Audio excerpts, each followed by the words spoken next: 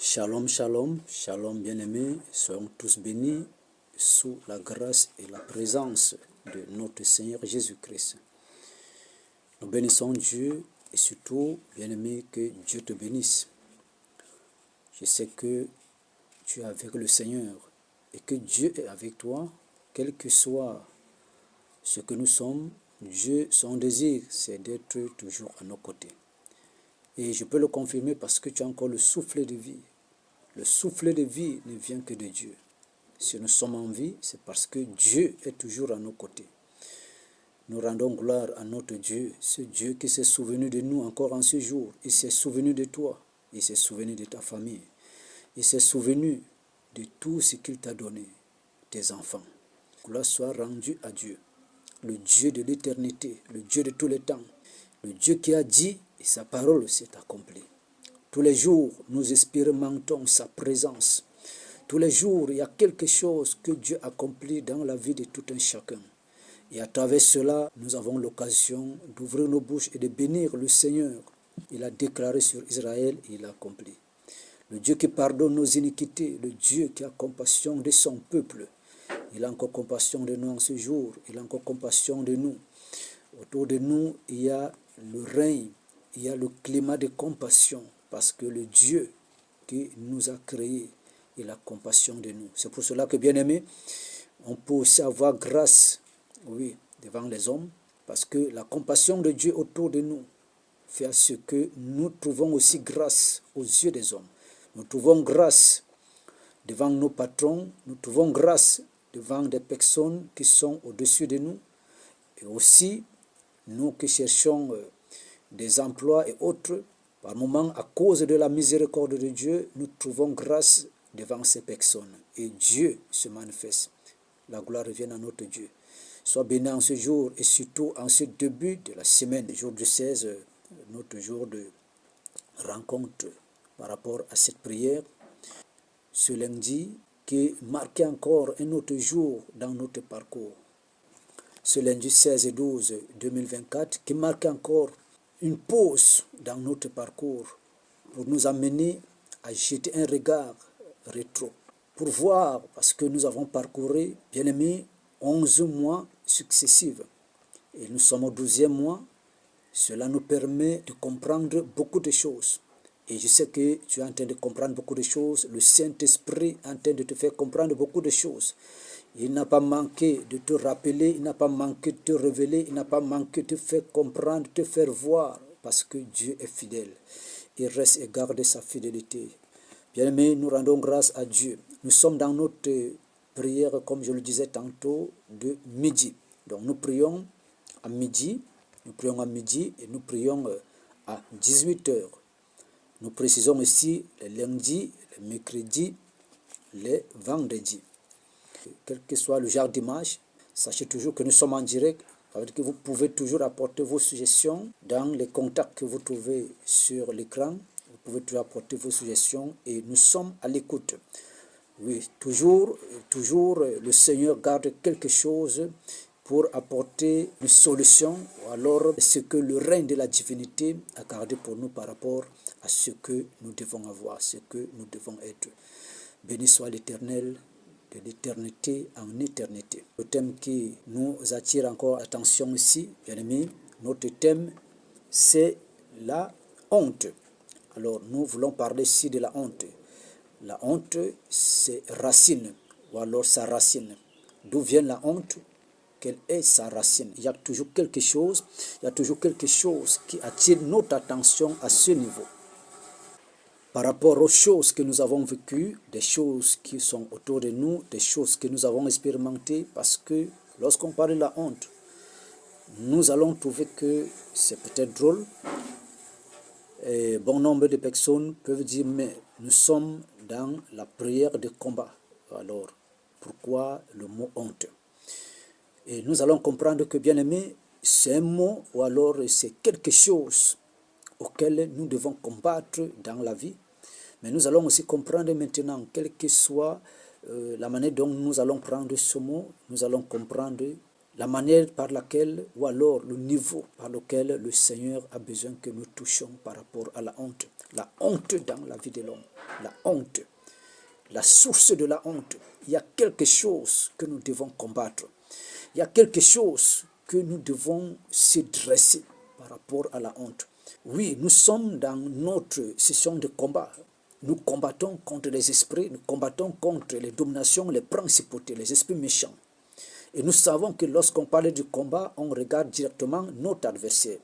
Ça veut dire que l'adversaire peut être même ce qui peut vivre en nous. L'adversaire n'est pas seulement ce qui vient d'ailleurs. L'adversaire peut aussi être ce qui est en nous, ce qui se produit en nous. Peut aussi être un adversaire par rapport à ce que nous devons avoir. Parce que, bien aimé, quand on parle ici d'adversaire, c'est par rapport à cette présence qui s'oppose à ce qui entre avec le bonheur dans notre vie, à ce qui apporte le bonheur, qui s'oppose à ce qui attire le bonheur dans notre vie. C'est ça, c'est cela qu'il s'agit. C'est cela qu'il s'agit. Donc notre combat ici n'est pas seulement du fait qu'on pointe de doigt l'ennemi. Quand on parle que nous devons combattre contre les esprits méchants, les principautés, contre le monde des ténèbres.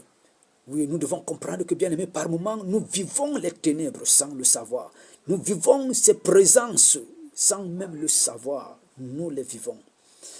Oh, mais en ce jour encore, nous allons comprendre que le véritable combat même commence par nous-mêmes. Lorsque nous sommes libérés, l'ennemi, c'est un jeu pour le Seigneur. Oui, c'est un jeu. Oui, la Bible même parle de cela. Oui, Dieu regarde l'adversaire et il rit. Il regarde notre adversaire et il rit. Il rit pourquoi? Parce que pour lui, c'est un petit jeu dedans. C'est un petit jeu. Mais nous-mêmes, bien aimés, nous pouvons être un adversaire. Quelque chose en nous peut être un adversaire résistant. Un adversaire résistant par rapport à la main puissante de Dieu, par rapport à la grâce de Dieu, par rapport à la faveur de Dieu, par rapport au bonheur qui entre en même temps dans notre vie.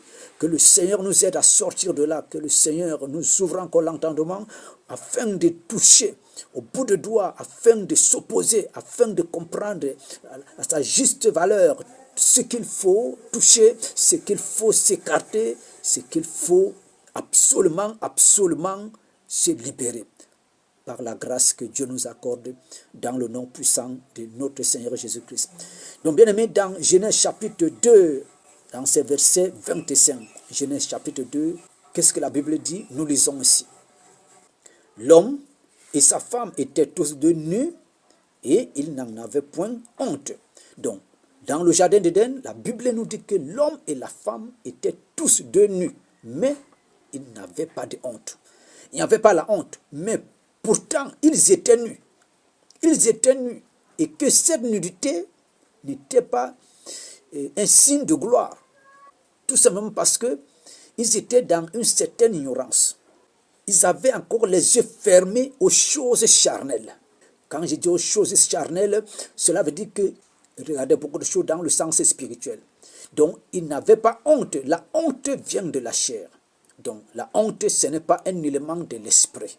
La honte vient de la chair. Ça veut dire que c'est un phénomène qui peut, bien aimé, occasionner, qui peut entraîner, qui peut favoriser d'autres présences venant de la chair, qui peut être dans la famille de tout ce qui peut combattre notre esprit. Parce que tout ce qui vient de la chair combat l'esprit. Donc, l'homme et la femme étaient tous deux nus, mais ils n'en avaient point honte. Bien-aimés, avant de prier, nous devons savoir sur quoi nous devons prier. Qu'est-ce qu'il s'agit à ce niveau? Nous allons parler de la racine de la honte. La racine. D'où vient la honte? Pourquoi la honte? Et quand la Bible dit l'homme et la femme étaient tous deux nus, mais ils n'en avaient point honte. Pourquoi Dieu parle de la honte à ce niveau déjà? Donc, cela veut dire que avant que la connaissance du bien et du mal n'arrive dans la vie d'Adam et Ève, le mot honte était déjà présent. Et si le mot honte était déjà, cela existait déjà, cela veut dire que les deux-là n'étaient pas appelés à demeurer dans la nudité. Ils n'étaient pas appelés. Dieu avait planifié déjà la suite. Il ne devait pas rester toujours dans la nudité. Et nous devons savoir que tout ce que Satan fait, il n'a pas honte. la source de la honte vient de Satan. Tout ce que l'ennemi fait, tout ce que Satan fait, les ténèbres font. Ils font ça sans honte. Toute personne qui agit selon les ténèbres n'a pas honte. La honte est chassée. Pourquoi? Parce que la honte est dans sa racine. La honte est l'un de ses éléments. La honte entre dans l'association ou la famille de tout ce qui favorise son travail. Donc, la personne ne peut plus avoir honte. La honte ne peut plus l'entraîner sur quoi que ce soit. Voilà pourquoi nous regardons ce qui était passé dans le jardin d'Éden. La honte est venue tout simplement parce que le péché est entré. Donc, ça veut dire que le péché est venu avec la honte. Au départ, la honte n'était pas là, mais Dieu avait déjà prouvé la honte. Voilà pourquoi, avant le péché, donc Dieu les regardait, Dieu disait, ok, ils n'ont même pas honte. Dieu lui-même savait qu'ils n'ont pas honte. Mais le mot honte était déjà là. Donc, il les attendait. Et le mot honte là devait venir par où? Par l'ennemi. Parce que la suite du parcours avec Dieu, le mot honte n'était pas dans l'alliement, dans l'association des éléments qui pouvaient apporter gloire dans la vie d'Adam et Ève. Donc le mot honte vient ici parce que Adam et Ève ont péché, ils ont mangé le fruit défendu. Alors le fruit défendu, ayant consommé, ayant entré en eux, ce fruit entre avec les éléments qui sont composés avec le mot honte. Dans ce fruit, il y avait les éléments qui composaient le fruit là, parce que le fruit là, au moment où on a pris le fruit pour manger, le fruit là n'était plus dans la gloire. Le fruit là était dans la gloire pendant que le fruit là n'était pas consommé. Au moment où le fruit a été cueilli, parce que Dieu a dit ne cueillez pas, ne touchez pas. Donc quand tu avances la main, tu cueilles, déjà le fruit là est déjà séparé de la gloire de Dieu. Le fruit là qui est séparé de la gloire de Dieu épouse déjà l'image des éléments qui entrent dans la destruction de l'homme, qui entrent dans l'opposition de ce que l'homme doit être à l'avenir. C'est là où on parlait de la mort. Parce que la Bible nous a toujours déclaré que la mort qui est venue aujourd'hui, la mort est venue parce que le péché est entré. Ce que nous voulons faire comprendre ici, la honte est entrée au moment où le fruit a été consommé. Et pourquoi le fruit là est devenu un élément des ténèbres qui a porté les ténèbres dans la vie de l'homme? Tout simplement parce que, comme je le disais tantôt, au moment où on a cueilli le fruit avait déjà perdu la gloire de Dieu. Parce que le fruit là n'était pas appelé à être cueilli. Au moment où on a arraché le fruit a perdu le sens de la divinité, de la sanctification. Donc là maintenant, le fruit avait été sous l'autorité et sous le mandat diabolique. Donc, et quand le fruit entre dans la bouche, le fruit entre avec maintenant tous les éléments nocifs, les éléments qui sont composés pour former, bien aimé, la base de ce qui détruit l'homme. Donc le fruit là, pendant que le fruit est consommé, le mot honte déjà était dans la base de ce fruit. Donc nous voulons dire ici que la racine de la honte, comme nous pouvons le comprendre, vient du péché. La racine de la honte vient du mal. Voilà pourquoi Satan n'a pas honte, parce que c'est sa racine. Parmi les éléments qui sont composés dans la fondation de la manifestation de ses œuvres, lui Satan, il y a la honte là. Maintenant, un enfant de Dieu qui a honte, lorsqu'il y a la honte dans ta vie, cela veut dire qu'il y a quelque chose qui est en train de se passer d'une manière négative. Même quand tu veux faire quelque chose et que tu as honte de faire la chose là, cela veut dire qu'il y a quelque chose qui est entré en toi pour vouloir détruire, pour s'opposer à ce bonheur, à ce bien que tu veux faire. Et la honte se présente pour faire croire que non, ce que tu veux faire là, tu ne peux pas le faire. Ce que tu veux faire là, regarde comment on se moque de toi. Ce que tu veux faire là, regarde. Et comment la honte peut paraître? Parce que par moments, c'est un élément qui vient subitement. On n'a pas préparé cela. Et nous devons combattre la honte. nous devons combattre la honte. Bien-aimé, combat la honte. Pourquoi? À chaque moment, il y a la honte en toi. Il y a quelque chose qui ne va pas. Et tu peux penser que c'est simple. Non, c'est un esprit. L'esprit là est entré dans le jardin d'Éden, dans le fruit. La honte. La honte. Et toi, tu peux penser que non, c'est rien. Non, il y a quelque chose. Il y a quelque chose. Tu dois combattre cela. Jusqu'à ce que quand il t'arrive de faire quelque chose, que tu ressens que la honte ne vient pas. Quand tu ne ressens pas la honte, ça veut dire que tu as été libéré de la honte par rapport à cela. Vous voyez, regardez par exemple, lorsque tu marches, tu es au milieu des personnes, directement, on t'enlève les habits, tous les habits. Les gens sont autour de toi, tu as honte. Tu as honte. Ça veut dire que tu sais que ta nudité est exposée, donc directement, il y a la honte qui entre en toi. Il y a la honte qui entre en toi. Et pendant que la honte entre en toi, la honte là c'est quoi? D'où est venue la honte? Parce qu'on a enlevé les habits. Nous ne regardons pas la honte qui est en toi, mais nous regardons qu'est-ce qui t'a enlevé les habits. Donc, le phénomène d'enlever les habits, c'est par là que l'esprit là est entré. Si ce n'était pas un esprit négatif, quelque chose ne pouvait pas faire à ce qu'on t'enlève les habits. T'enlever les habits, c'était mal fait. Quelque chose qui est mauvais. Donc ça veut dire que ce qui a été entraîné pour t'enlever les habits, il y a un esprit négatif en cela. Et directement dans cet esprit négatif, il y a ce qu'on appelle là, donc cet esprit, c'est l'esprit de la honte est là-dedans. Donc ça veut dire qu'on veut te mettre, on veut te donner la honte. Quand quelqu'un dit comme ça, cette personne même, c'est quelqu'un qui est déjà possédé. Quand quelqu'un te dit qu'il va te donner la honte, comprends que la personne là est possédée. Cet esprit en la personne, et l'esprit là va conduire à la personne de te faire poser un acte de honte qui va conduire à la honte. Donc l'esprit là est possédé, est déjà intégré dans la vie de la personne. Et si la personne même ne combat pas l'esprit là, lui-même l'esprit là va le mettre devant la honte. Parce que c'est un esprit que nous devons combattre. Voilà pourquoi vous voyez, un enfant de Dieu qui est affranchi par la parole de Dieu et qui veut prêcher la parole, qui veut faire des choses de Dieu, il n'a plus honte. Pourquoi? Parce que la parole de Dieu a chassé cet esprit. Bien aimé, quand tu veux faire les choses de Dieu, il y a la honte en toi. Il faut encore beaucoup travailler. Il faut encore beaucoup travailler dans ta chair. Parce que c'est quelque chose qui est lié à la chair. Il faut encore travailler. Ça veut dire que l'esprit là, c'est un esprit qui a porté cette honte-là, qui te parle. C'est un esprit qui te parle, qui te dit des choses. Donc il faut combattre ça. Il faut combattre ça. Tu peux combattre ça par la décision et la parole de Dieu et la prière. Tu peux combattre ça.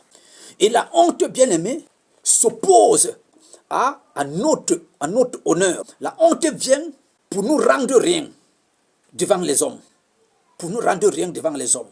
Pour nous rabaisser devant les hommes. Pour dire que nous sommes rien. Nous sommes rien. Regardons dans le jardin d'Éden. Adam et Ève, quand ils ont eu honte, ils sont allés faire des feuilles pour se couvrir. Pour couvrir leur nudité. Donc ça veut dire que ils comprenaient que nous sommes rien. Et tu te vois dégradé. Tu vois que tu n'as pas de valeur. Donc tu es nu. C'est ça. Et pourtant, ils étaient nus. Mais la honte n'était pas là. La honte n'était pas là. Ça veut dire qu'on peut être à ce niveau et on n'a pas la honte. Je veux dire ceci, on peut être un homme sans valeur, mais en soi-même, on n'a pas honte de ça.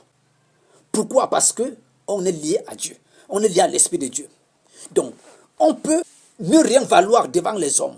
Les hommes peuvent nous voir comment nous sommes rien, nous sommes devant le monde, dans la société du monde, on n'est rien. Mais cela ne nous donne pas la honte, ni de parler, ni de faire ce que nous avons à faire, ni de parler de notre Dieu. Cela ne nous donne pas la honte. Pourquoi? Qu'est-ce qui peut faire que cela ne nous donne pas la honte? C'est la présence de Dieu. S'il n'y a pas la présence de Dieu en nous, bien aimés, nous avons honte. Nous cachons même par moments. Il y a des gens qui se cachent. Ils regardent sa pauvreté, ils regardent son niveau de vie, ils se cachent devant certaines personnes, ils se cachent devant certaines manifestations pour qu'on ne le voit pas. De peur que, parce que on constate son niveau de vie qui est trop rabaissé. Cela lui-même connaît ça et ça lui donne un peu de la peine et la honte. Mais pour ne pas avoir honte, c'est la présence de Dieu. C'est pour cela que dans le jardin d'Éden, ils étaient nus, mais ils n'avaient pas honte parce que la présence de Dieu était là. Mais quand la présence de Dieu est quittée, l'esprit satanique est entré. Ils ont déjà eu honte. Donc la honte, bien aimé, ne vient pas de Dieu. Nous voulons comprendre que la honte, nous habillons souvent la honte sur nous. On dit que non, le moment n'est pas encore arrivé. Or, c'est la honte. Quelqu'un va dire que non, ce n'est pas encore le moment, alors qu'il a honte. Hein. Non, je vais faire ça prochainement, alors que c'est la honte.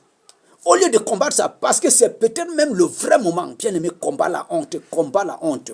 Et cela peut être aussi un élément qu'on a injecté sur nous pour nous empêcher d'arriver au point qu'il faut, pour nous empêcher de décrocher, pour nous empêcher d'avoir le contact direct avec Dieu, pour recevoir les grâces de Dieu. Parce que quand Adam et Ève ont eu honte, ils n'avaient plus rien de Dieu. Dieu s'est séparé d'eux, il les a chassés. Donc la honte, bien aimé, par moment nous éloigne de Dieu. Mais nous pensons seulement aux esprits, tout ça là. Oui, on voit seulement comment Satan, oui, les ennemis. La honte sur nous, bien aimé. D'où vient la honte? Regardons dans le jardin d'Éden. D'où est venue la honte?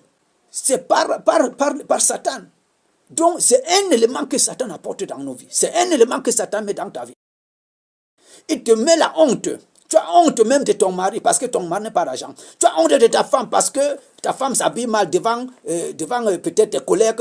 Tu as honte d'amener ta femme, oui, devant des rencontres parce que selon toi, ta femme ne s'habille pas bien. Oui, oui, parce que oui, c'est la société. Laissons d'abord des choses spirituelles. Il faut être bien, il faut être bien. Oui, c'est bien, il faut être bien. Mais d'où vient la honte? Cela veut dire que tu ne peux pas défendre ta femme. C'est la chair qui te fait faire ça. Parce qu'on est bien avec sa personne, quel que soit l'état de sa personne. Nous sommes les hommes qui sont pareils de ses enfants. Peut-être que son père est devenu fou, il a honte de présenter son père. Oui, c'est ça. Nous ressemblons à ces enfants que son père ou bien sa mère ne peut pas s'habiller et il a honte de présenter sa mère à ses amis. On a honte de présenter nos parents, nos enfants, parce qu'ils ne sont pas des personnes de la société qui sont appréciées. On a honte. Parce qu'ils sont pauvres, on a honte. Parce qu'on ne connaît pas parler français, on a honte de les présenter, de peur que peut-être disent quelque chose mal placé. Nous avons honte. D'où vient la honte? Non. Il y a un moyen de couvrir toujours sa personne. Il y a un moyen de développer. Il y a un moyen de faire comprendre à la personne, bien aimé, ce n'est pas la personne qui est possédée, mais c'est toi qui as honte qui est possédé. Ça, c'est la possession.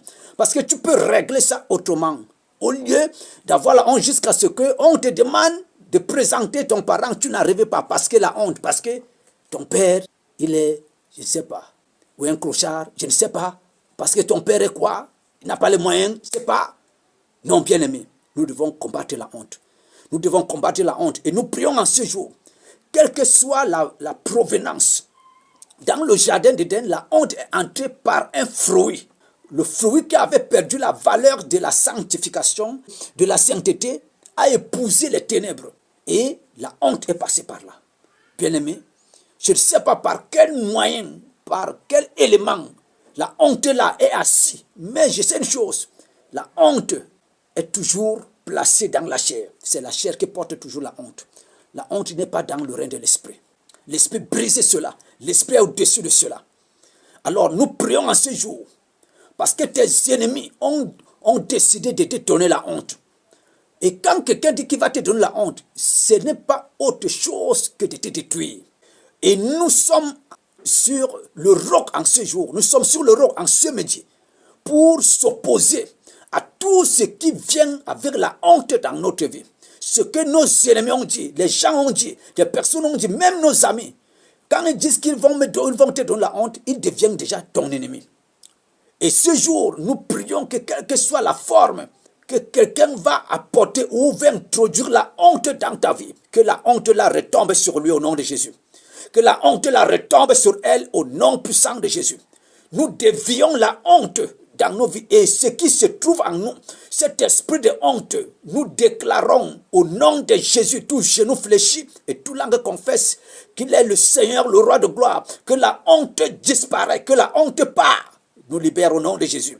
Que la honte, quelle que soit là où elle est assise, quel que soit par où nous l'avons reçue, quel que soit le vent qui l'a transporté, quel que soit, oui, le fruit, l'eau auquel nous avons pris, nous avons bu, ou quel que soit le moyen par lequel la honte là est venue s'introduire dans notre vie, nous dépouillons maintenant ce moyen de transport qui a porté la honte et introduit dans notre vie. Nous déclarons nul et sans effet. Et nous chassons la honte là dans tout ce que nous faisons. La honte ne vient pas de Dieu. Nous chassons la honte. La honte s'oppose, oui, à la présence de Dieu dans nos vies. La honte s'oppose afin que l'esprit agisse puissamment. La honte s'oppose pour se dresser. La honte s'oppose pour se dresser contre ce que l'esprit programme. Dieu programme à l'avenir. Dieu programme devant. La honte se place. La honte te dit que non, ce n'est pas le moment. La honte te dit que non, regarde, les gens sont autour de toi. La honte te dit que non, tu ne peux pas. La honte te dit que non, regarde, regarde, regarde. Mais nous voyons comment les agents sataniques, quand ils veulent faire quelque chose, même en public, ils n'ont pas honte. Parce que la honte est dans la base de la vie de leur maître.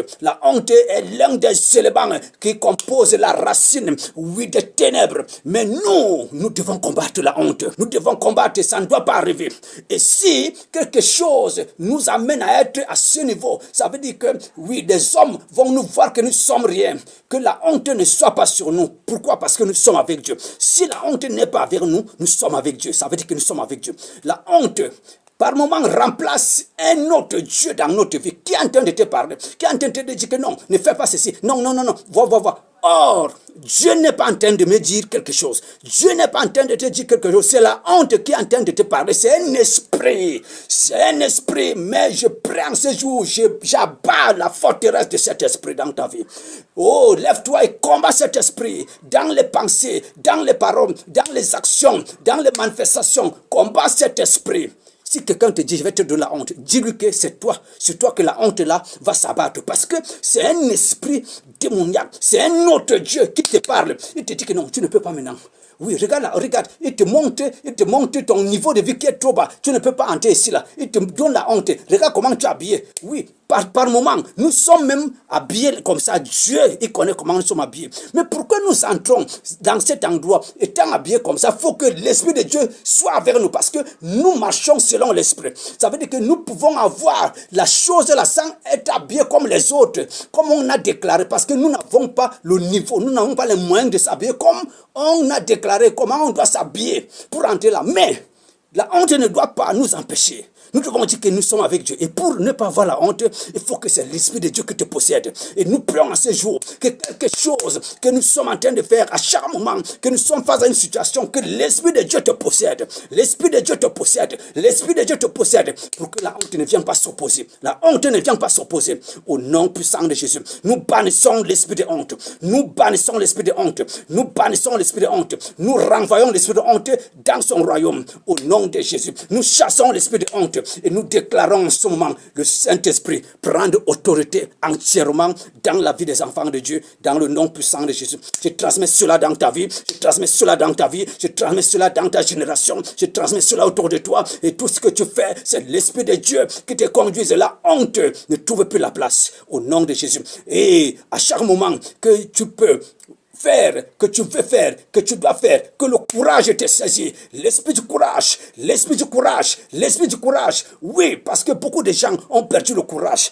Beaucoup de gens ont perdu le courage. Reçois ton courage pour faire. On va te dire tu ne peux pas. Non, reçois le courage. Toi-même, la honte va t'envahir. Non, bannis cela, oui, défie cela, oui, sois au-dessus de cela, reçois le courage au nom puissant de Jésus. Cela est vrai, cela est manifeste et cela peut arriver. Tu peux faire, tu peux arriver, tu peux atteindre dans le nom puissant de Jésus-Christ, dans le nom puissant de Jésus-Christ, dans le nom puissant de Jésus-Christ, dans le nom puissant de Jésus-Christ. Reçois cela. Amen, amen, amen. Sois béni, bien-aimé, que le Dieu que nous servons soit encore béni. Que tu sois béni. Autour de toi, la bénédiction. Dans ce que tu fais, la bénédiction. Et commence une bonne semaine dans le combat spirituel. Le combat spirituel, bien-aimé, c'est de toucher tous les domaines de nos vies dans le règne de l'esprit. Ne négligez rien. Ne négligez rien parce que dans le monde d'esprit, on ne néglige rien. Et tout ce qu'ils font ça avec précision, avec sincérité. Et ils savent que ça va agir. Et nous négligeons ces choses parce que nous disons que ah non, c'est rien. Mais on n'arrive même pas à les dominer. Et ces choses finissent par nous renverser. Bien-aimé, ne sois pas de cette forme. Sois vigilant. Sois toujours debout, éveillé. Et combat, le bon combat. Sois la vraie sentinelle de ta vie, de ton bonheur. Dans le nom puissant de Jésus-Christ. Amen, amen, amen.